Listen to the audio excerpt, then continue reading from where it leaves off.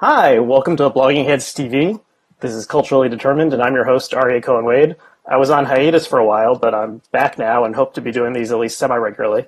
And I'm very happy to have as my guest today someone who's been on before, Phoebe Maltz Bovy. Phoebe, could you introduce yourself? Sure. So I'm a writer currently in New York. I had been in Toronto. I'll be in Toronto again. And I write for a bunch of different publications. Most frequently, it's been the New Republic, and most frequently, actually, the Forward, where I'm the Sisterhood editor and also write a lot of blog posts. And I am the author of The Perils of Privilege, which is my first and only book, which came out March 14th, and that's been, rather central to my life the past couple of weeks for sure. Yeah. Well, thanks for coming on. Congratulations on the book. I'm holding it up to Thanks so much for having me on the program to discuss it. Sure. So I enjoyed it a lot. It was really interesting. And I've been following your writing on privilege for a while to sort of have a book-length treatment of it was fascinating. So could you describe the central argument of The Perils of Privilege? Sure. So the central argument is that while the structure of society, that the privilege framework, so privilege is in like unearned advantage of different sorts, financial only being one of them, is accurate, but that using privilege discourse to talk about it actually reinforces either the status quo or actually makes things worse. So that's all very abstract. What I mean by this is sexism is real, racism is real, income inequality is real. All of these things are real, but that having this sort of, that this conversation that happens in cultural criticism, in social interactions, especially in online interactions, in academia, and all these different realms about privilege has kind of taken on this life of its own and it's very frequently not helping dismantle systemic injustice. It's just sort of serving other functions, many of which actually make things worse. Mm-hmm. So, as people who look at the cover will see, The Perils of Privilege, privilege is in quotes. So why Yes. did you decide to do that, and what's the difference between quote privilege and privilege without quotes?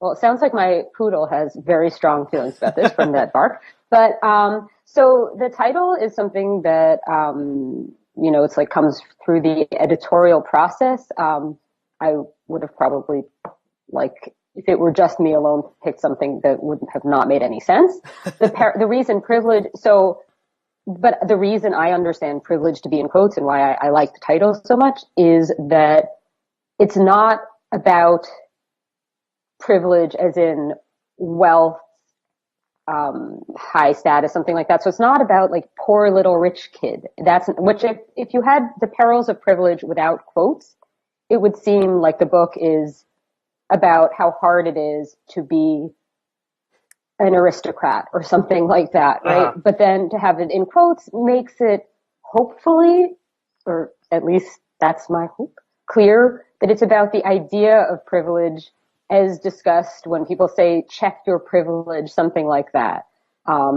So hopefully not too many people will look at it and say, look, this lady doesn't think privilege is real, doesn't think that systemic inequality is real. That's not the point. A couple people, because there's everything exists on Twitter, a couple people have had that response. That's not what the book is about, as I think is clear, hopefully is clear.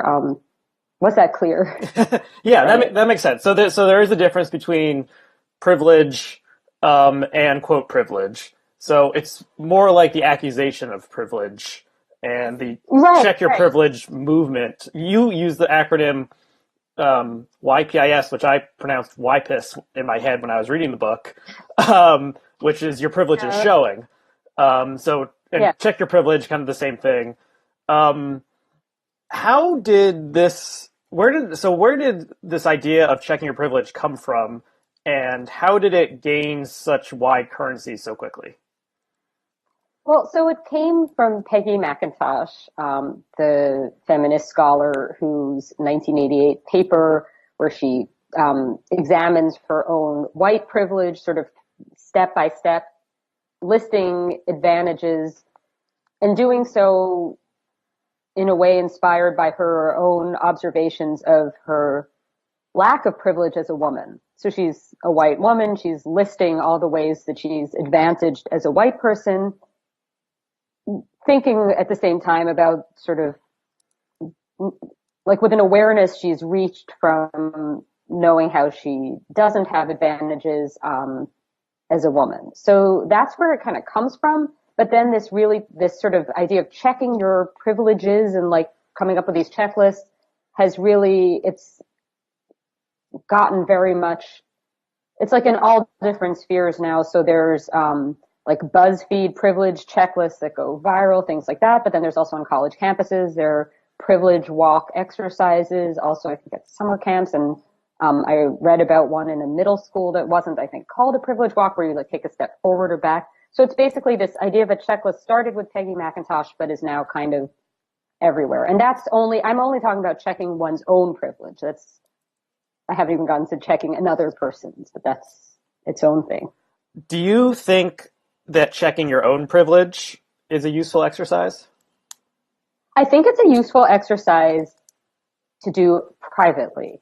And what I mean by this is I think it's good to be self-aware, to think about how it's both good in terms of being a good person and just in terms of even out of self-interest, not being awful,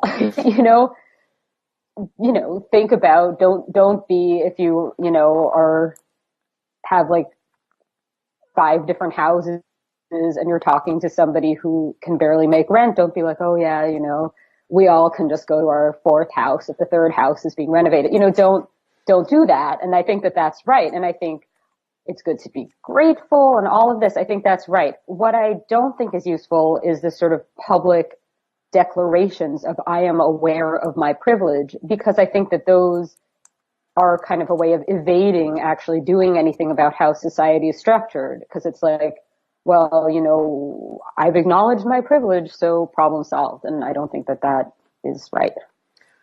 Okay, so why do you think this idea that you should check your privilege and that it's a good idea to do so, and the accusation that people are making very often online that so and so person X needs to check their privilege, why do you think this? If you think it's a bad idea, why do you think it's grown so popular so quickly? Well, I think having written about this topic for a long time, I think it's a hard thing to kind of go against the grain on without seeming as if what you're saying is that you support, feudalism or something absurd. I think it's just become how people talk about this, and your privilege has become kind of this default conversational way of saying you're wrong. And I think that's part of it. I think there's also, it really depends who's saying it, I think, because I think sometimes it's venting, coming like a person who is actually offended in a particular situation is venting about it using your privilege as showing. But I think there are these other functions it has when it's two similarly privileged people interacting, where it's just kind of become a way of winning an argument. Because what happens is then you're talking instead of about a particular issue where there could be reasonable debate, the conversation's about this one person's privilege, which is just sort of, they're just going to get defensive whether or not they're even privileged in that way. Mm-hmm.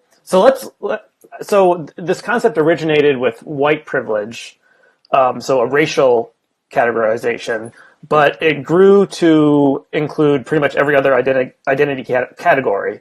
So there's racial privilege, there's gender privilege, socioeconomic privilege, and then you get into the more obscure things like able-bodied privilege, cisgender privilege, which is someone who is not transgender is cisgender. How did this make the jump, and why is Mm-hmm. why in the trans community is accusing someone of cisgender privilege? Why is that happen so often?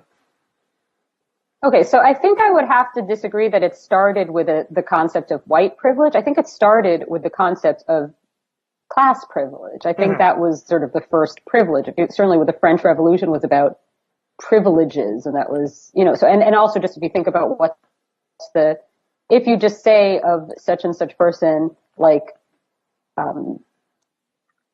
don't know, what is a posh sounding name? Like, Muffy? Prince Charles is Muffy. Muffy is privileged. If you say that Muffy is privileged, yeah, you probably think she's white, but do you think she's a middle class white person, or do you think she's rich? I think that it kind of started with wealth, and that also I would say that when I first saw these interactions where people were accusing one another of privilege online, it wasn't white privilege specifically. Race maybe would enter into it, but these were people who didn't necessarily know one another's race, and it was more a sort of vague guess about class. Mm-hmm. So I think in terms of scholarship that's accurate, and that's something I think I can, like, stepping back and looking at the history of how the term has been used, that I would say race is the first place beyond class that it came up, but I think it did start more with class. And then in terms of why of cis privilege, I think that's a case where, yes, of course, it's easier not to be transgender. All things equal, I think anybody would understand this. Where I think using privilege to describe that being that relative advantage is really can be tricky, is that the truly vast majority of human beings are cisgender, and many cisgender people are, living in the developing world and not particularly privileged lives. So it's a kind of, it makes sense only in this very specific context, but that would be a case where I would say it's more effective maybe to say it's disadvantage to be trans, that trans people are systemically discriminated against, which is true, than to say that cis people are privileged. I think that's where the word itself can be misleading. Mm-hmm. Yeah, as I read the book, I was thinking, advantage is maybe a better term that we could look at. Do you think there's would you agree with that? And how do you think that could maybe play out if we start thinking about this in terms of advantage, disadvantage instead of privileged, not privileged?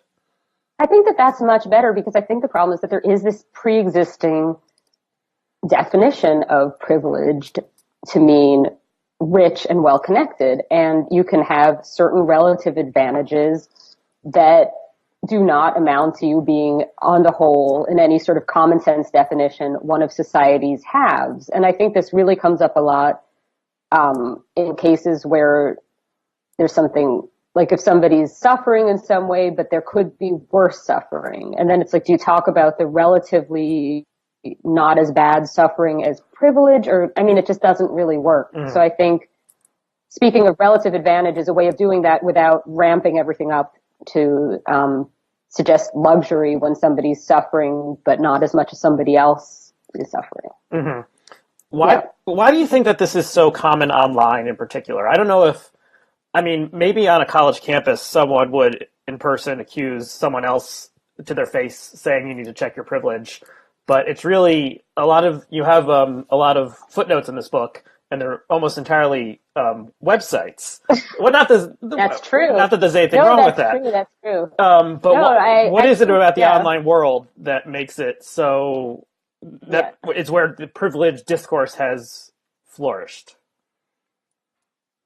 Right. So, yes, a lot of footnotes. I have a doctorate. I'm obsessed with putting in footnotes. I was worried that if I just had a few blog comments in here and there, it wouldn't be clear that this was a real phenomenon. So and I should say, maybe there's too many. But since we're on Blogging Heads TV, there is a footnote to a Blogging Heads episode in this book, which is maybe one of the first times that's happened.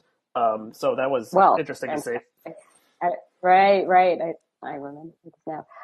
Yeah, so why online? Well, I think this becomes sort of, as our lives move more and more online, talking about online discourse as versus discourse is sort of, I mean, political conversations are happening online. The president is tweeting, you know what I mean? Like things are happening online, whether we think that's good or not. So that's one thing, but also why this sort of developed online, I think is really, it's that people aren't feeling very sort of generous towards one another if they don't see the other person, but it's mainly really this question of not knowing who you're talking to and being able to kind of imagine that. So I talk about this a bit in the book, that I think that online people want to present themselves in a very positive light, which makes everybody seem maybe a bit more privileged than they are. And then that becomes a kind of easy, it becomes very easy to imagine that the other person online has it easy. And if you want to kind of win a point in an argument, you can kind of cherry pick a couple things they've mentioned and suggest that they have on the whole had it easy, which anybody could cherry pick a few things from their life that make it seem that way or the reverse. And if you don't actually meet face to face, it's going to be difficult to really say. Right. And there's an absurdity to it because if you are online, I mean, this is less true every day, I suppose, but if you are online, you are privileged in a world historical sense because you have access to electricity and the internet and you're literate. Yeah.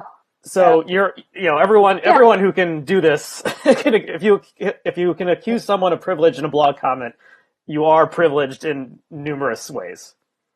I think that I've seen that argument a lot, and I think there's definitely like some, not a lot. I mean, like you and a couple other, I mean, it seems like a lot to somebody who's like been sort of up to their privileged conversation. But yeah, I have seen that argument, and I think there's truth to it. But I also think this is where it gets tricky to discuss, like, is anybody who can participate in online conversations privileged, or is anybody who can participate in online conversations not incredibly deprived? Because I think it's more true when you talk about something like privilege workshops at a private school in Manhattan, something like that. I think that's a case of the privilege discussing privilege. I think with blog comments, I mean, is everybody who's in an office, posting comments? I mean, they're by some global definition, yes, but I think I would maybe like try to just shift it and use privileged to talk about the very privileged, if that makes sense. But yes, you do need to have a certain amount of leisure time, I suppose, in one way or another to do that. Right. And I don't know if you have free time to argue on the internet, that's that's something. Well, let's talk about the Jews and privilege. That was sure. One of the, there's a lot. I have a lot of thoughts to do with breaking news about this, but ask your question first. Well, it's one of the most interesting sections in the book. We're both Jewish, so it's of particular interest to us. Yeah. I'll toast my seltzer to that. Yes. So, I mean, the crudest way to put it is, are Jews privileged? And how do Jews fit or not fit into the privilege framework? So, well, I think that what's most important on this topic, which I could truly hold forth on for like 10 years consecutive, whatever, is that there's this anti-Semitic concept called Jewish privilege, right? That has existed for like hundreds of years, basically. It's a really, really old, in one way or another, this notion that Jews aren't simply a group of, on the whole, somewhat white-looking people who are, on the whole, better educated than the average. Nothing like that, but it's like this notion of Jews as all-powerful has been anti-Semitism pretty much always. So I think and there's going to be a poodle that's going to help me answer this question. Are poodles privileged? Yes. As for Jews, I think the issue is more just that because anti-Jewish discrimination, because anti-Jewish discrimination has so long been about this accusation of Jews as more privileged than is actually the case, it makes it hard to really discuss anti-Jewish bigotry within a privilege framework, right? So you can't say, well, look, anti-Semitism is real because Jews are very, very oppressed. And it's more like, no, anti-Semitism is real because because everything bad that happens in the world is attributed to Jews. And that's sort of a different thing. So I think what's happened in recent years, especially, is that, and apparently, especially on college campuses, is that Jews fall into this kind of middle ground in the sort of political framework where you have the far right saying Jews aren't white, Jews are just sort of the worst of the non-white people. And then you have the left saying Jews have white privilege, Jews should acknowledge their white privilege. And you sort of get this, like, where do you fit kind of situation. So I think that's sort of where Jews fit into it. And then there's another whole thing that's more specific to Jewish women, which is that I think a lot of the sort of accusations about like elite feminism sort of converge in strange ways with sort of the Jap stereotype, which is its own whole thing. Yeah, well, let's discuss that just a little bit. That was another interesting part. I mean, what am I trying to say here? I mean, you talk about the white feminists capitalized as a target of the privilege accusation, and a lot of these fights. I mean, one of the things that's self-defeating about can be. Yeah, it isn't always, but yes. One of the things that's self-defeating, and this is kind of what Jonathan Chait talked about in his essay about political correctness, is that these are arguments that happen within like people who are all ostensibly on the same side in terms of feminism will be having these intramural arguments that are kind of like a distraction from a sort of solidarity. So can you talk about the white feminists capitalized as kind of the symbol of target of this? Oh, sorry, I couldn't hear that last part. The white feminists as like the prime example of someone who needs to check their privilege. Right. So I think that so the article that most sort of made me think about this topic was actually one by Michelle Goldberg about, I think it was something like feminism's toxic Twitter wars in the nation. That was really specifically about feminism. And basically, so what's happened is there are two different critiques of feminism. One is an internal one that, well, sort of, actually, I take it back. There are three different critiques of feminism. One is an internal one coming from marginalized women, whether these are black women, trans and black women who are actually genuinely marginalized and feel left out of mainstream feminism, and who see a feminism that seems based around, like the struggle of if you're a size 8 and not a size 4, and it just, or like, should I take my husband's name, or something like that just seems like a little like, is that, or even like, even the certain ways of talking about reproductive rights or equal pay that are real issues, but that are geared towards middle-class white women and how they're discussed. And I think that's a real critique, or a whole assembly of real critiques that feminism needs to grapple with. That's reasonable. Then there's a from the right critique of feminism that's pretty much Western women have it good and should stop complaining. And then and sometimes you're online and you just don't know which you're looking at.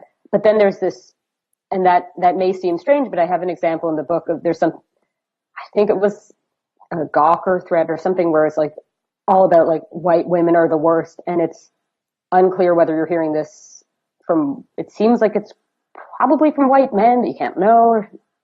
So there's that. But then there's this sort of third thing that Emily Gould recently, the writer Emily Gould recently tweeted about, which is sort of the very, very frequent use of the white feminist or white feminism with the capital letters, and sometimes with the little trademark sign attached by white feminists. And that's what's so curious. Like, if you're a white, so Emily Gould, to be clear, is criticizing this phenomenon where one white woman says, oh, white feminists. And it's like, but she's a white feminist. And I think it can be, and that's kind of, I think the function of this that upsets me the most certainly is the far right, like, how dare women demand rights, if they're not being like tortured all the time, that's good enough. That's obviously the worst. But I think this thing where it gets used by women who themselves are, by all accounts, the thing they're talking about, as a way of sort of saying I'm one of the good ones, I think it's a phenomenon. It's out there. Right. And I mean, that's a big part of checking your privilege or being a woke person is kind of a self-laceration of, I know I'm bad in some ways because I'm white, but, I absolve myself of this by stating that fact. Right. And a lot of what I'm trying to get at in the book is that this question of that focusing on privilege has been largely about these questions of like, is every individual self-aware? And you get individuals trying to demonstrate that they're self-aware, and I think it's good to be kind to other people and not to say bigoted or even subtly bigoted things. That's all great. But this thing about reaching this higher plane of self-awareness where you're one of the good ones, like that's become the focus far too often. And sort of trying to catch and this has been on the left, they're trying to catch other people who maybe slipped up, but maybe not even, and maybe, so that's, it's all connected. Has anyone given you the critique that, of course, you say this, you yourself are privileged? I mean, I think it's the tempting one to say, and the book was reviewed today in the Washington Post, I'm still kind of amazed. But yes, that review did include but it was like kind of jokey. It was kind of like, that is sort of a play on it. It's hard, maybe do a link or something. Well, yes, we will link to that review. Yeah, I mean, I think that, I think part of what I'm talking about, my point in the book is not anything about who I am in any sort of, I'm not trying to say, oh, you know what, I am actually not, a 33-year-old Jewish woman from New York, who grew up, upper middle class, give or take. But before the era when people's parents paid for their lives after college, so I know how to have jobs and stuff. I mean, I don't know how to, I just don't think it should be the focus of discussions. I think if somebody says that I'm missing an important way that privilege is talked about because I'm not from a particular group, that I would take seriously. But I think if somebody with roughly my demographics is like, you're privileged, I'm not listening, I think there are things more interesting to talk about than my demographics and whether I've grappled with them. I think I know them. I don't think anybody has truly grappled with theirs to reach the higher level of privilege awareness that the privilege awareness focus demands. Mm-hmm. And I think my arguments in the book are fine, even though I am who I am. I don't think I don't think it's like, never mind, I just realized who I am and don't read it. Yeah, I think that's, it's one of the most pernicious things about the whole privilege movement is that there are going to be people out there who are going to be like, well, she grew up in Manhattan. of course she thinks this, and it just short circuits Well, right. intellectual And I argument. think it's also, it depends what this is. I think that if people see the book and think that it's an argument to not talk about inequality, then that's, sure, that would be kind of relevant, but that's not what the point of it is. So, I guess what I'm saying is that I've seen that the only place I've sort of sincerely seen that argument made is like just sort of reaction to the idea of the book, if that makes sense. Mm-hmm. There hasn't been a ton of like, I've read this book and clearly could only have been written by somebody with those exact demographics. Because I think that my background has, though, informed a lot of the book in terms of just specifically this question of like Jews, privilege, women, and sort of like this Jap stereotype, really, that like that and the sort of this notion that a woman of my demographics is discriminated against by being called privileged, like historically, I think has probably like subliminally informed some of it. Sure. Mm-hmm. Let's talk for a minute about maybe the person who has received the most accusations of being privileged in history, who is Lena Dunham. Is it? Oh, just kidding. Yeah, that's true. I mean, would you agree with that? That the person who's Yes. been told that she needs to check her privilege the most? Mm-hmm. Yeah, so when Girls first came out, which, I mean, Lena Dunham made a movie that was kind of an indie movie, and then at a very young age got an HBO series, which very rarely happens in the world. And that was kind of the immediate online reaction to the show when it first premiered 5 or 6 years ago, was just like, these characters, she's so like, Lena Dunham herself is so privileged, and these characters are so privileged and oblivious. I think maybe in the first episode you could have had that. If you stick with the show, I think it's, it exposes these characters as basically all moral monsters. I think the show is actually like a great work of art. But that initial response was just like, we don't need to pay attention to this because this woman is privileged. And I think that is like a mistake in terms of like where cultural criticism has ended up in the past couple of years. Mm-hmm. Yes. Do you have any thoughts on Lena Dunham? One or two. Yes. I think that she has kind of, and this came up in her campaigning actually for Hillary Clinton, that she has an act. She is a performer. She is kind of, among other things, a performance artist. And her pose, as it were, is that of the privileged millennial brat. She herself is an incredibly hardworking and talented creator who comes from privilege. Yes, privilege. Relative even to me, believe it or not. Yes, she is, she's the child of artists who are not starving artists, but well-known artists. Right, but she's not, by the standards of her chosen professions, I wouldn't say she is all that privileged. And she also has a certain number of obstacles that go against her. One is that she's a woman and there aren't a whole lot of women making films that people are talking about in TV shows and all of that. And the other is that she's a woman who is within normal limits looking, but not known for her looks. And I think that's a lot of why she gets that sort of negative attention, because it's sort of like, how dare a woman, and then there's sort of implicitly, who doesn't look like a supermodel, be asking us to look at her. So I think that there's been that. I also, I think there's been a mix. I think there's been legitimate sort of annoyance at the fact that, so when Girls came out, it was discussed, and I talk about this in the book, it was discussed as this new, scrappy, sort of revolutionary show that's not going to be like Sex and the City, but it's going to be sort of scrappy.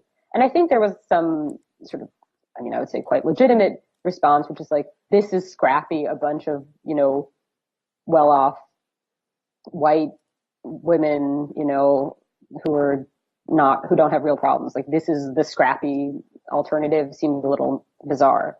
But, yeah, I mean, I think what I can't get over is just sort of the durability of the Lena Dunham is privileged think piece. That's like, I started writing about this so long ago, and there's just like, as I was writing, I'd be like, oh, there's another one, and then the books turned in, and there's like 20 more. You know, it's just, it never stops. People will click on anything that talks about how Lena Dunham is privileged, I guess, because I don't know. There's a lot of different reasons. Yeah, I mean, why? Well, do you have a theory? Why is Lena Dunham this particular person? Why is she the face that launched 1,000 think pieces? What is it about? What is it about her in particular? Mm-hmm.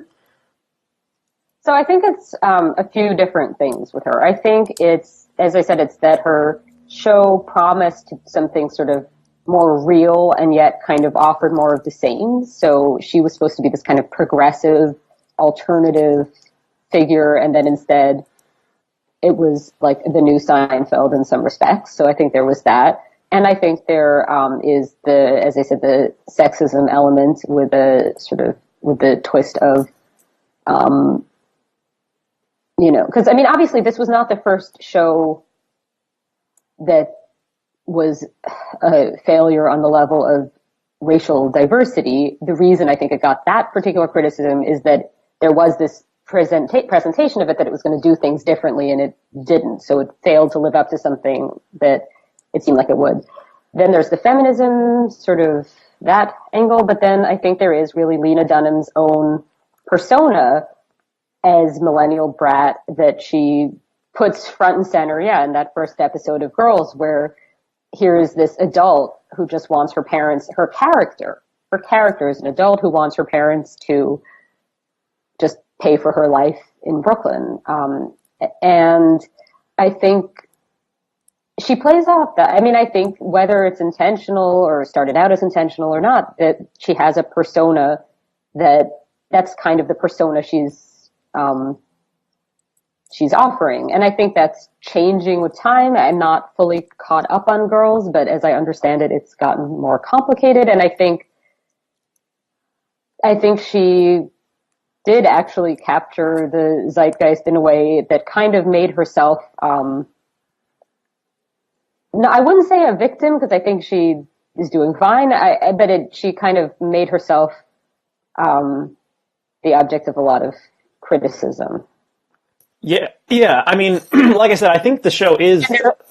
I think the show is a work of art, and anyone who it's in the final season now, you can get it on DVD. Anyone who maybe was put off by it initially, I would say go back, give it a shot, keep on watching. There's actually, I believe Ross Douthat wrote a piece that was all about how, like, the secret conservatism of Girls that he published in the Times.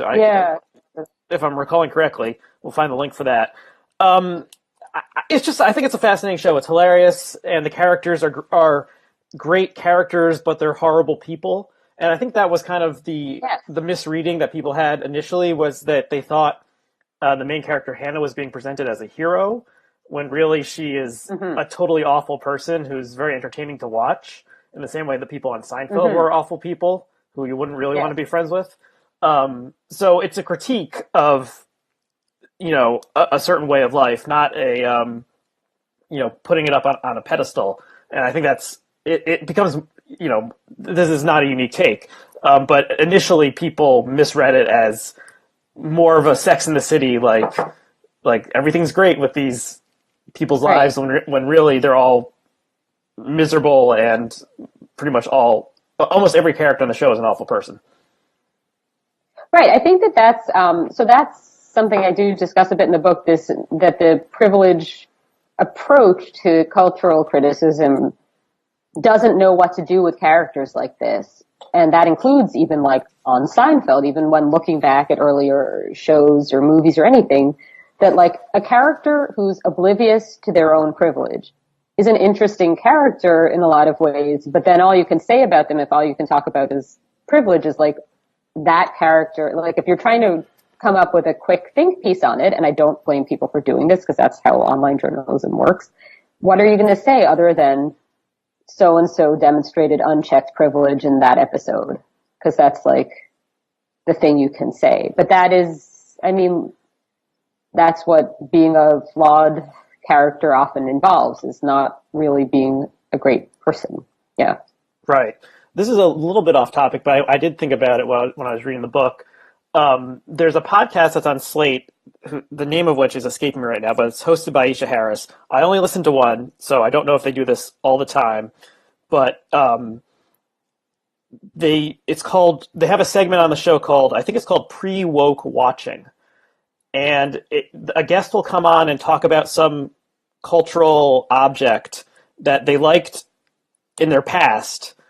And now that they kind of know more, I haven't seen this. I need to look at this. Now that they know more about the world and are woke in some respects, they go back and look at it again and kind of reassess it based on today's, more enlightened cultural norms. So the one episode I listened to, the cultural object under discussion was the TV show Friends.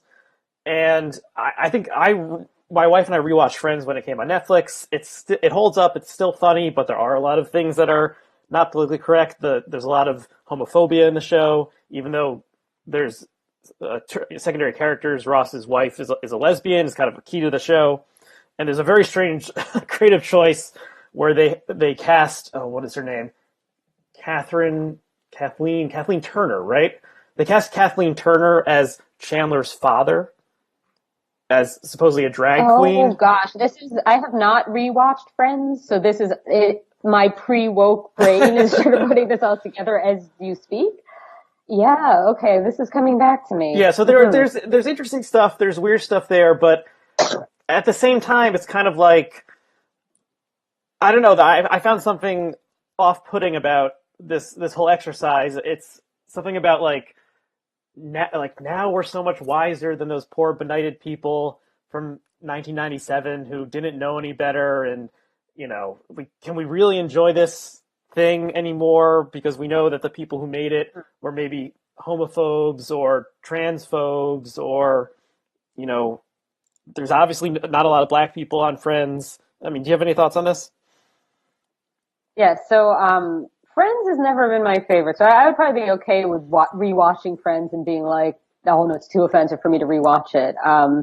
But my husband, I think, might like, if he walks in, he'll hear this. He may like Friends, so I'll be like, no, it's too problematic. I will not watch problematic. That was a key word in this in this discussion. Yes. What do we used to like, but now we realize this is problematic. Right, absolutely. So that's the title of one of my chapters that's on this topic is called The Problematic Fave.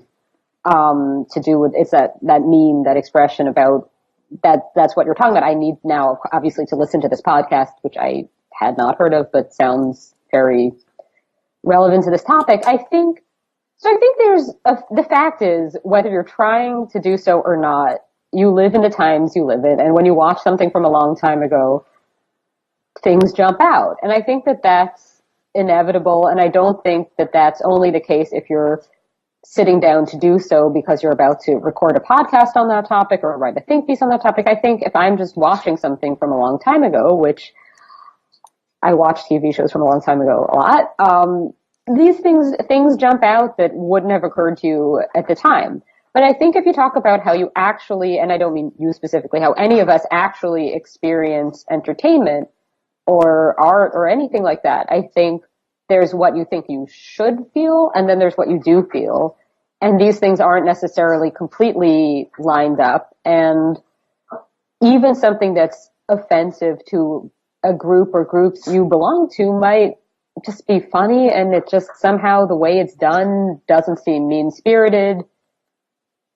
And also that if you are anybody other than a straight, white, Christian man, you pretty much have to rule out everything made past like 2013, or sorry, everything made before, sorry, my dog is a little hyper. Anything made prior to like 2013,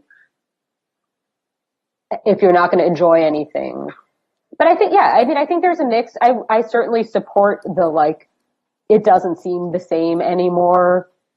Let's talk about that. I think that makes sense. I think if you're really digging for that and claiming, I mean, I think part of the problem is there just isn't really the space to just feel what you feel in a way. Like, that's this, if that makes sense about a TV show, that you can't just, there's sort of the think piece taken. I think this relates actually a lot to social media, that nobody just watches anything anymore. It's like you have to share your reaction. Mm-hmm. So you have to write reaction because your reaction is going to have an audience. And I think when you watch stuff before, your reaction wouldn't have such an audience. So I think that's really something that's changed. Like if you're sharing a clip of a TV show now, you're making a political point. Whereas if you were just watching TV before, nobody knew what you thought about it. Right. So the podcast is called right. So the podcast is called Represent, and I don't know if this is, like I said, I don't know if this is a regular segment they do, but at least they had a name for it. And I will say that, just as a total side note, the episode which we'll link to that I listened to about the movie Get Out was an interesting conversation between Aisha Harris and I think Jamel Bowie, but maybe I'm wrong about that. Is there anything else you want to say about how the privilege turn has affected pop culture and how we understand pop culture?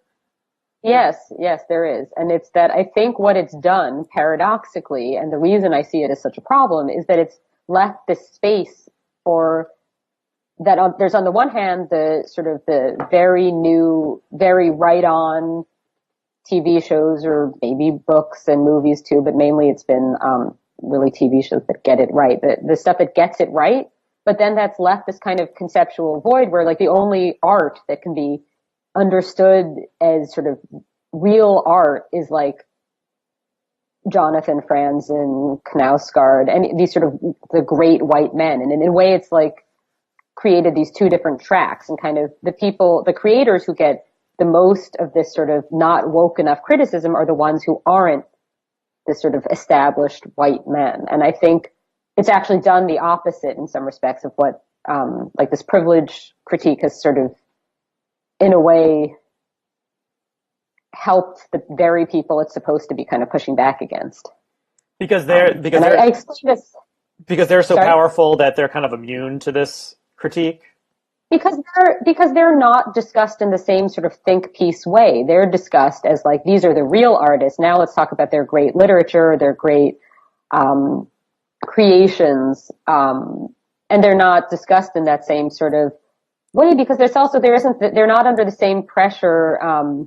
So I think even with Lena Dunham, because she's a woman, I think really any creator who's not a white man, it's like, have they been sensitive enough to every single marginalized group? And then white men are not really subject to that same requirement. And this came up a lot in terms of, like, Mindy Kaling has gotten a lot of criticism for not being sufficiently woke in her TV show. And I think her white male equivalents have not gotten the same sort of, like, why aren't you, tweeting your wokeness criticisms?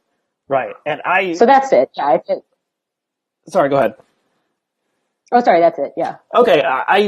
The Mindy show, I think, is a great show. Also, the main disagreement I had with this book, I have to say, was your critique of the Netflix comedy show Master of None, which I enjoyed a lot. But that might be. Oh yeah, I mean, I've enjoyed some episodes a lot, as I hope came through. So I'm curious what your disagreement was specifically. Well, I didn't think you kind of painted it as a show that was kind of set up to check these boxes. The main character, Aziz Ansari, is Southeast Asian American. The friend is Asian American. Okay. So just like one quick thing about that. What I was hoping to come across wasn't that the existence of a diverse cast and creators was itself like box checking and PC. That wasn't my point. My point was that in the show, it's like, well, first of all, that the group of friends is, when you get beyond just the sort of two best friends, it seemed like they bring in a character who's a black lesbian who does not seem to have any particular friend chemistry. I do kind of agree with that. Yeah, that she's and that seems sort of as if it was like anticipating a criticism. She seemed like a much more appealing character, and I would rather maybe hang out with her, but it didn't seem like she would want to hang out with them. So that was, but I think if I were writing that section now, I think I would be a little kinder to the show, if that makes sense. Not because I think differently of it, which, as I said, I enjoyed some episodes more than others, some I really liked. But I think I don't want to repeat the same thing of giving him a harder time, because I think it's cool that the show happened. But what got to me on that show was a particular episode where Dev, the character Dev, and his friend, who's the white guy whose name I don't remember because I watched the show a while ago, like come to this epiphany about how women get treated, like women get sexually harassed, and now they understand it. And it's just like, it really just, watching it as a woman, I just thought like, okay, like, oh, I don't know. It just seems a little bit heavy-handed. But then, yeah, I thought other episodes were much more sort of complex and didn't just make these kind of like, I have been made aware of my privilege sort of points, if that makes sense. Right. I think the Dev is an interesting character. I don't remember the show super well, but there is an episode where they talk, it's basically all about how Southeast Asians and Indians have been presented in popular culture, which is a really, really interesting episode. If you have Netflix, yes. If you have Netflix, I would recommend checking out that show.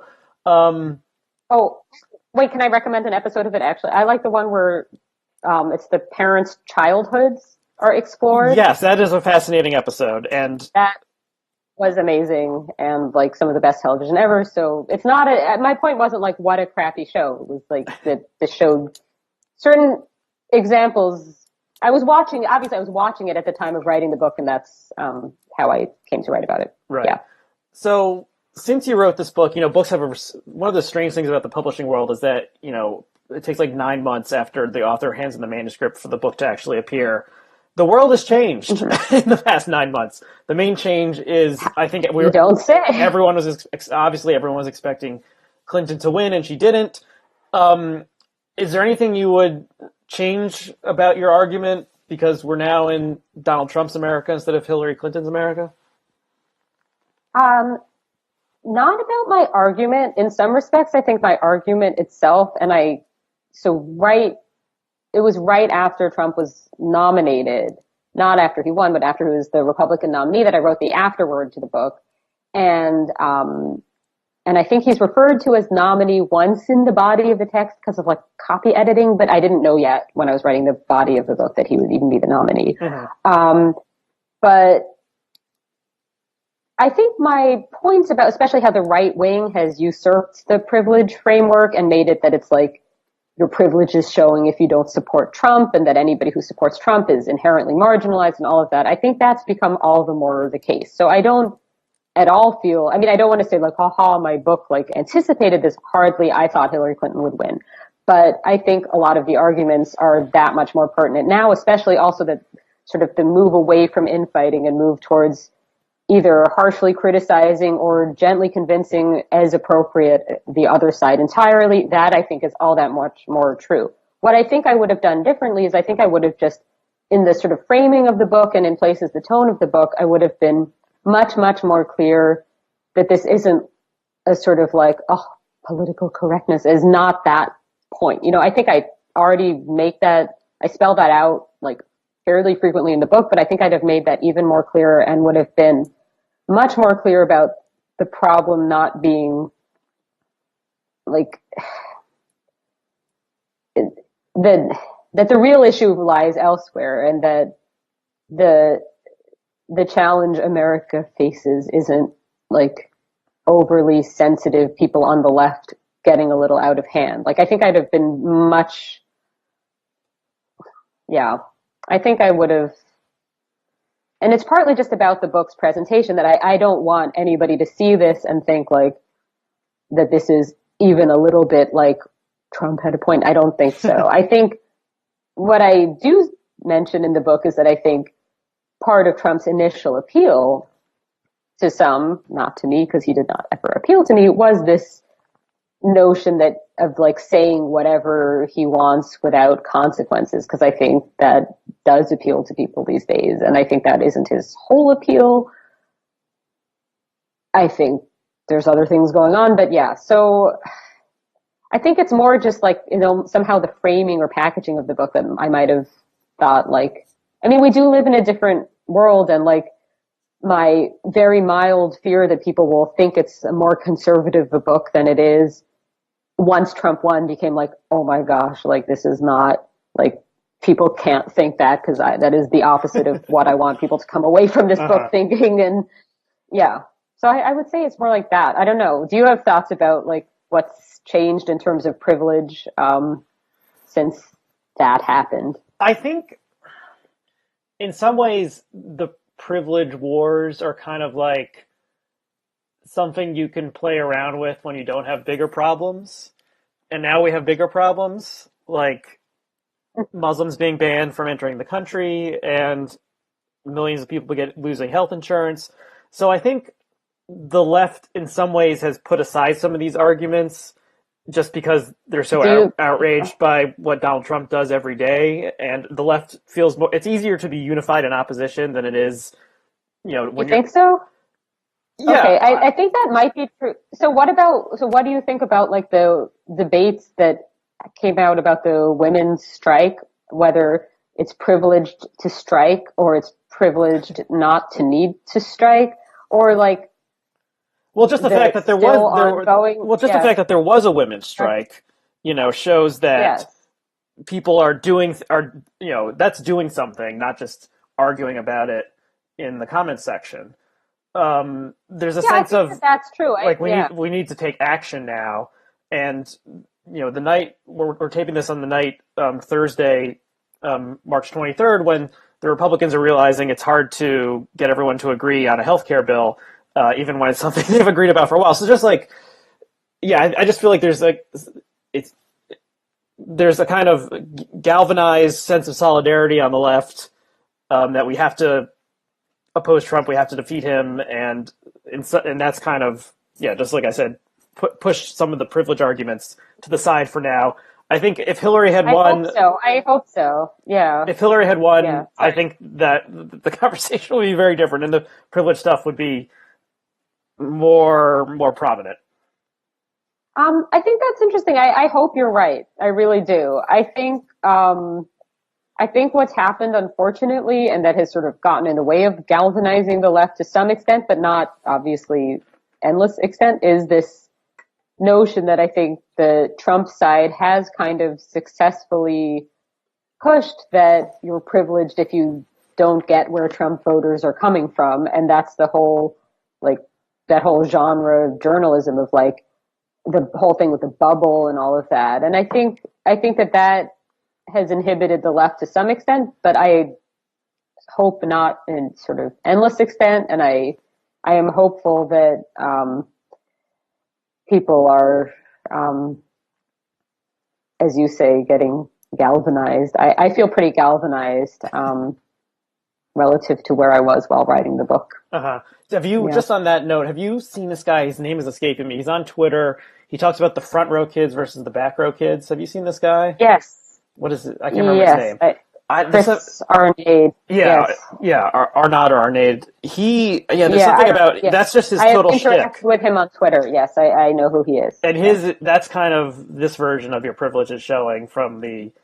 Yes, it's certainly, yes. So I have disagreed with him on the Twitter about this. I think it's a very misleading argument that ends up, what he does is he takes often very, moving pictures of very destitute people who support Trump in one way or another. And the fact is, if you actually look at who Trump supporters are, they're not, this is just a kind of like this myth that ends up maligning already destitute people and attributing Trump's rise to them rather than to rich or middle class white people who voted for Trump. And yeah,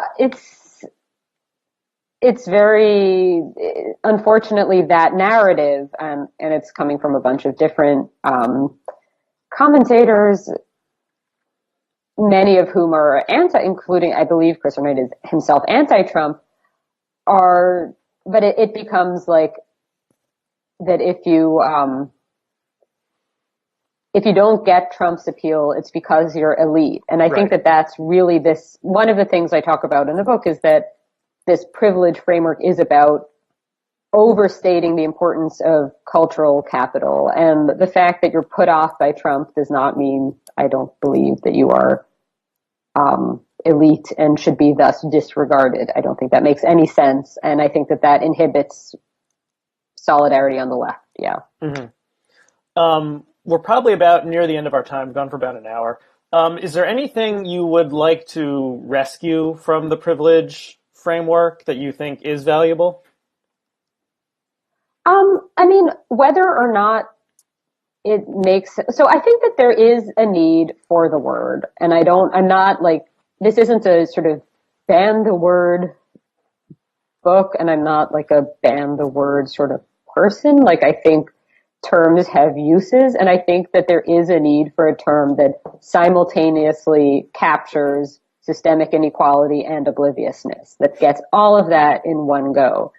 Because that's real. It's a thing. It's something like mansplaining, where like you wouldn't want it to be the only thing people ever say. I don't want a world where men, every time they speak, are like, am I mansplaining? Like, I don't think that's going to help anything. But I think you need the word. I think it's a clever word. And I think it's the same with privilege. I think that is useful. I certainly think that the concept of systemic inequality needs to be further discussed. And if privilege has in some ways helped that discussion, that is good. But I would just switch to thinking about things in terms of disadvantage and relative advantage, rather than using a term that means luxury to talk about relative advantages. Yeah. Mm-hmm. Anything else you want to hit before we wrap up? Gosh, I think I've talked plenty. Okay. I'm good. Well, the book again. But thanks so much for having me on. Well, thanks for coming on. The book again, The Perils of Privilege. If you've ever had your privilege checked or told someone else to check their privilege, you should check out the book. There's an excerpt that was in the New Republic that we'll link to. Phoebe Maltz Bovy, thanks for coming on. Viewers and listeners, thanks for sticking with Culturally Determined over the long hiatus.